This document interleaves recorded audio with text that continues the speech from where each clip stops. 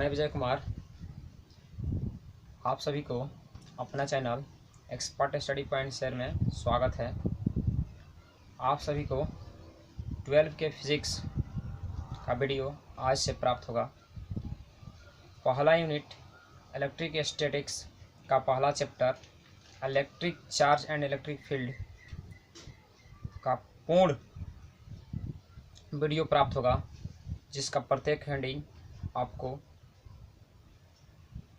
पूर्ण रूप से समझाकर एवं प्रत्येक डिफिनीशन के साथ बताया जाएगा। तो आज हम बिंदु के वीडियो प्रारंभ करते हैं।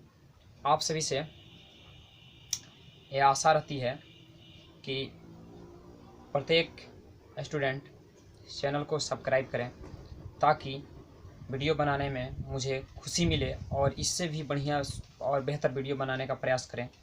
चैनल को सब्सक्राइब कर अपने दोस्तों में शेयर करें और इस वीडियो को लाइक करें, ताकि वीडियो बनाने का मेरा मनोबल बढ़ता रहे और आप सभी के लिए इससे भी अच्छा वीडियो लाने का हम प्रयास करें। तो आज से बिना रुके हम आप लोगों के लिए यह वीडियो प्रारंभ करते हैं।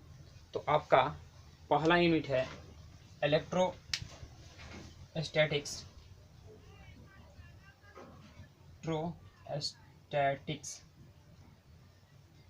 जिसका पहला चैप्टर है electric charge and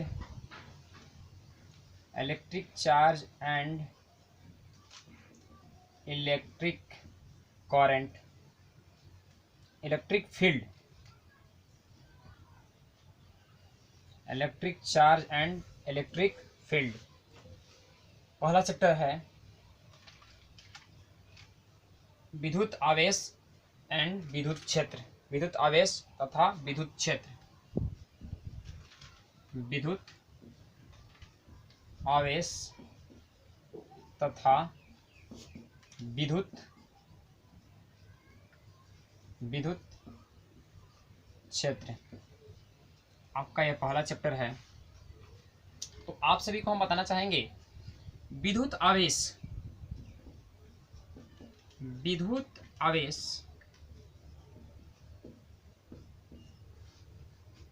electric charge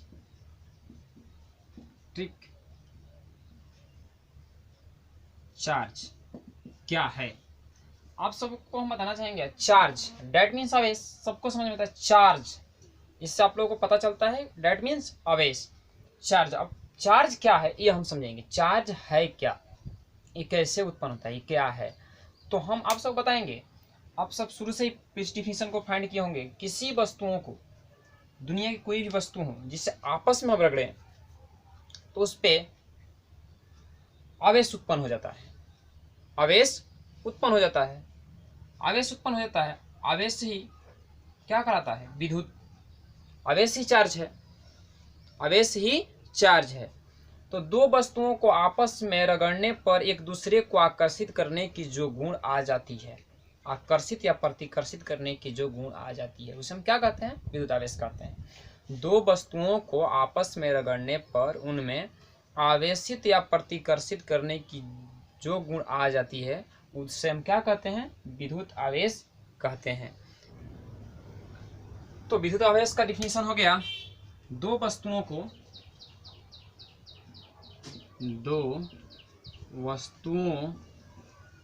को आपस में रगड़ने से उसमें आकर्षण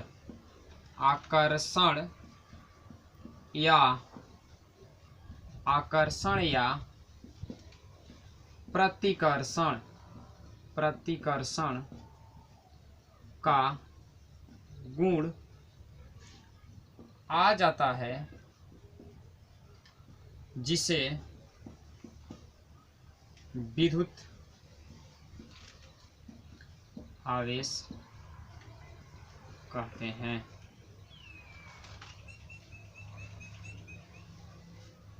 ये आप लोग का विद्युत आवेश का डिफिनीशन हो गया।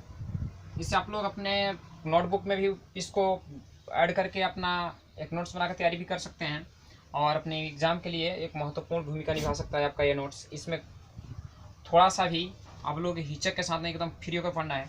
जैसे हम बता देते हैं, जैसे हो सकता है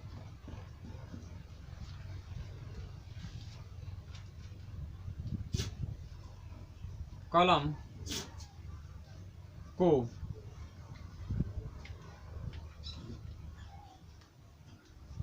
प्लास्टिक से रगड़ कर कागज के टुकड़े के पास लाने से उसमें आकर्षण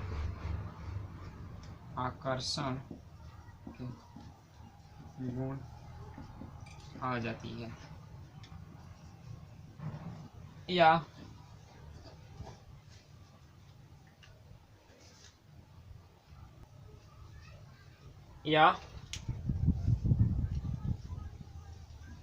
अपने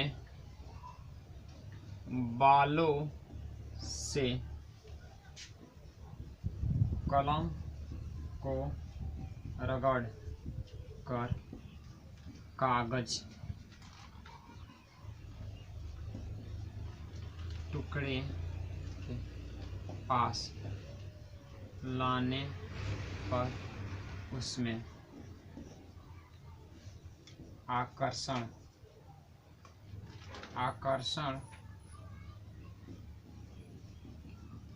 गुण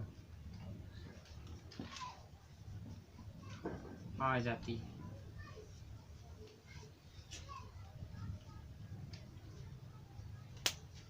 तो आप आज समझे विद्युत आवेश।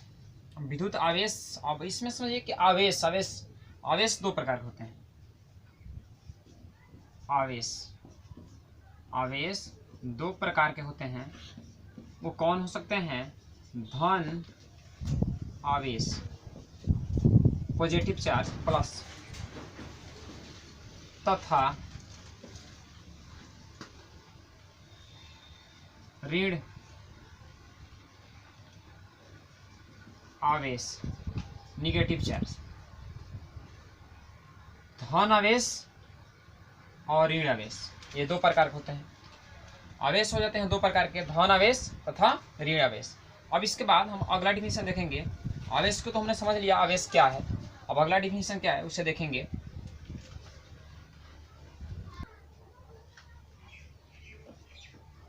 आपका अगला हेडिंग है आवेश संरक्षण का सिद्धांत।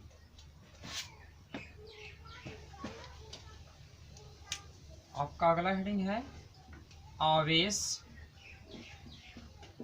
संरक्षण का सिद्धांत। हम आप सबको समझाना चाहते हैं कि आवेश संरक्षण का सिद्धांत तो आप लोगों के लिए भी नया है, लेकिन इसके पहले आप लोग समझ चुके होंगे ऊर्जा संरक्षण का सिद्धांत। तो आप लोग पढ़े होंगे 9th में ऊर्जा संरक्षण का सिद्धांत, उसमें बताया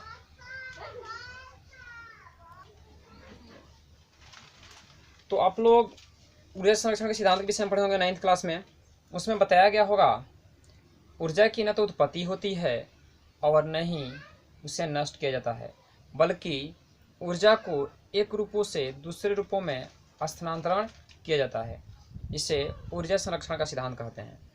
वही चीज़ है इसमें, तो इसमें भी वही हम पढ़ेंगे। न तो आवेशों की उत्पत्ति की जा सकती है और न ही आवेशों को नष्ट किया जा सकता है। इसे ही हम आवेश संरक्षण का सिद्धांत कहते हैं। तो इसे हमें जानना जरूरी है। ये एग्जाम में 2 नंबर के रूप में आता है, प्रत्येक साल रिपीटेड है। इस साल भी आया था आप लोग के एग्जाम में, तो हम लिखेंगे, इसका आंसर हो जाएगा न तो आवेश की न तो उत्पत्ति की जाती है और न ही नष्ट किया जा सकता है। इसे ही आवेश संरक्षण का सिद्धांत कहते हैं। इसे ही आवेश संरक्षण का सिद्धांत कहते हैं। तो आपका दूसरा हेडिंग हो गया आवेश संरक्षण का सिद्धांत। आवेशों की न तो उत्पत्ति की जाती है और न ही नष्ट किया जा सकता है। इसे ही आवेश संरक्षण का सिद्धांत कहते हैं। इसके बाद आपका अगला हेडिंग होता है मूल आवेश। मूल आवेश या आवेशों का क्वांटमीकरण।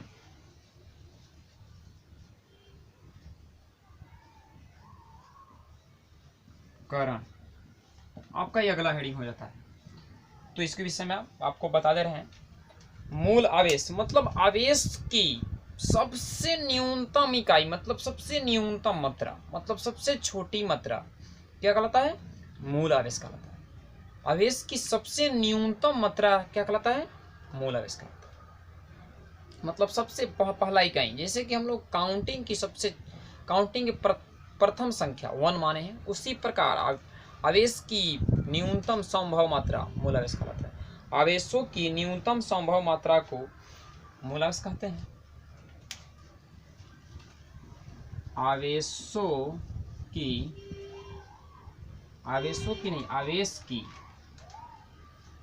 न्यूनतम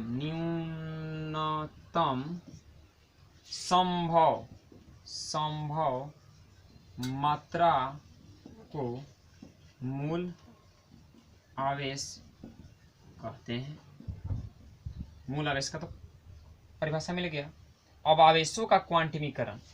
तो आप लोग आवेशों का क्वांटमीकरण के विषय में बताने से पहले हम एक बात आप लोगों को जरूर कहेंगे कि प्लीज़ इस चैनल को सब्सक्राइब जरूर कीजिएगा, ताकि हमें वीडियो बनाने में और उत्साह भरी ऊर्जा मिले, ताकि हम आप लोगों के लिए इससे भी बेटर से बेटर वीडियो बनाएं और सबको इस लॉकडाउन की स्थिति में अच्छी वीडियो प्रोवाइड कराएं। और इसे सब्सक्राइब करके अपने ग्रुप में ज़रूर हर एक व्यक्ति एक ग्रुप में शेयर करें कि हर एक व्यक्ति को ऐसा वीडियो प्राप्त हो जाए और सब लोग अपना पढ़ाई पूरा करें। आप सभी से यही मेरी आशा बनी है। तो हम आप सबको बता दे रहे हैं आवेशों की न्यूनतम संभव मात्रा को मूल आवेश कहते हैं। ये तो आप लोग का हो गया। अब आपका आ जा रहा है आवेशों का क्वांटमीकरण।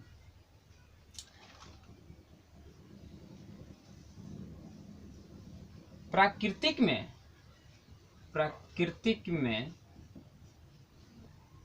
न्यूनतम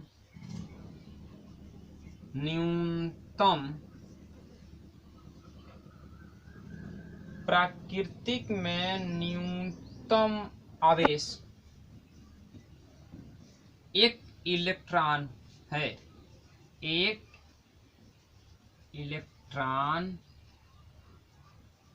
है।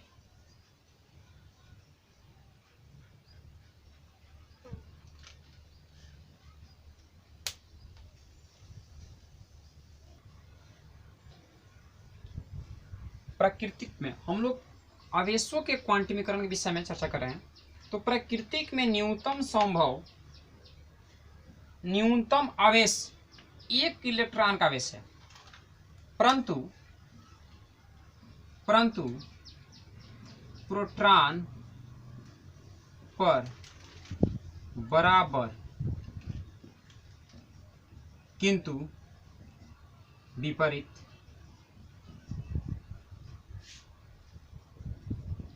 आवेश है। यानी कि यह माइनस में है तो प्लस में है, तो इससे छोटा इलेक्ट्रॉन ही हुआ। तो एक इलेक्ट्रॉन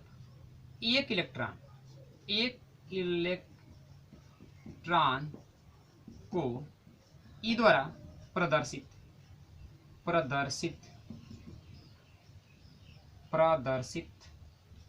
करते हैं। किसी भी आवेश को, किसी भी आवेश की मात्रा को इलेक्ट्रॉन के गुणज के रूप में पाया जाता है। अर्थात कहने का मतलब है कोई भी आवेश हो जिसकी जो मात्रा होगी इलेक्ट्रॉन के गुणज की, इलेक्ट्रॉन के गुणनफल मतलब कितने इलेक्ट्रॉन इससे कितने गुना है, उस रूप में पाया जाता है। किस में पाया जाता है? इलेक्ट्रॉन के गुणनफल के रूप में। तो अर्थात इससे पता चलता है कि इलेक्ट्रॉनों को, अर्थात इससे पता चलता है कि अनिश्चित रूप से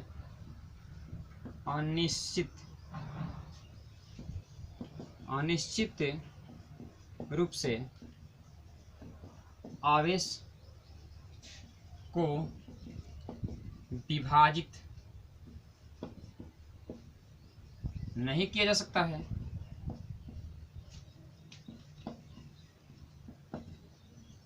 जिसे आवेशों का क्वांटमीकरण,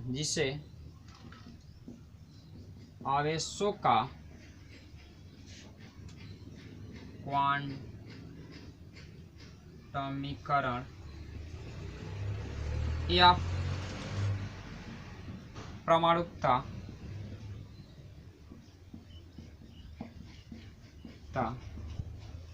कहते हैं।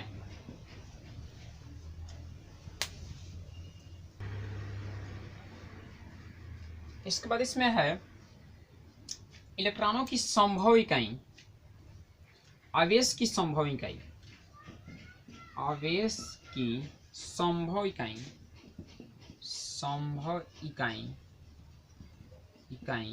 ई है, जिसका मान ई बराबर 1.6 इंटू 10⁻⁻19 कूलाम होता है।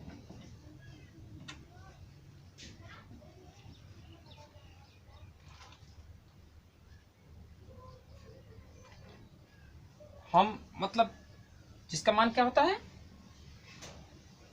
1.6 इंटू 10⁻⁻19 कूलाम होता है। लेकिन हमें अगर कहीं भी किसी कंडीशन में इलेक्ट्रॉन का मान अगर पूर्ण संख्या ना हो तो इसे हम प्राप्त नहीं कर सकते हैं, आदान प्रदान नहीं कर सकते हैं। तो इसलिए इलेक्ट्रॉनों का यहाँ लिखेंगे यदि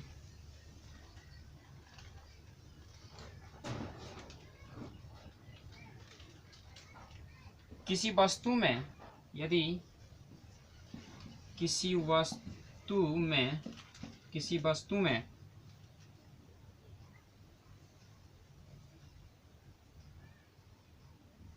आवेशों की मात्रा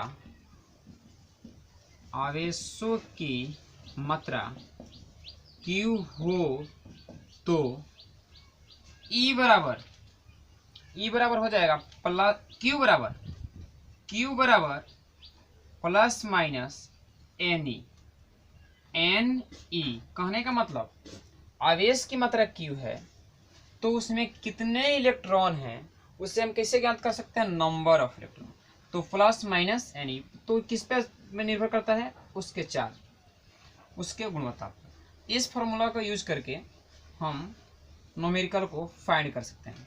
क्या निकाल सकते हैं? आवेश निकाल सकते हैं, इलेक्ट्रॉन की संख्या निकाल सकते हैं, इलेक्ट्रॉन निकाल सकते हैं। इससे 3 चीज़ें हम लोग निकाल सकते हैं। तो इसके बाद हम लोग नेक्स्ट वीडियो में अगला हेडिंग, अगला टॉपिक्स पढ़ेंगे। आज के लिए इतना ही। आप सब इसे अवश्य ही देखिएगा और अपने पढ़ाई के लिए इसे नोट्स बनाकर तैयारी कीजिएगा। अगला वीडियो अगले दिन आप लोगों को प्रोवाइड होगा।